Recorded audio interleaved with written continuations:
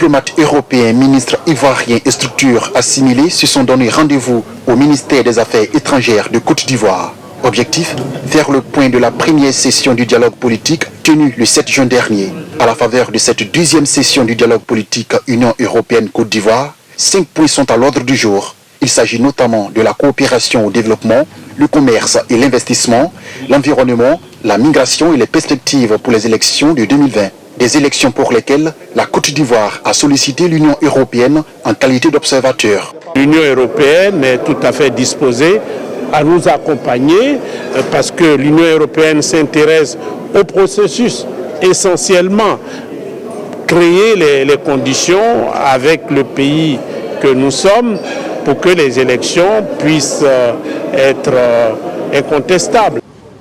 Pour la question de la migration, l'Union européenne a vanté les mérites de la Côte d'Ivoire avant d'expliquer les mesures d'accompagnement visant à favoriser la migration régulière.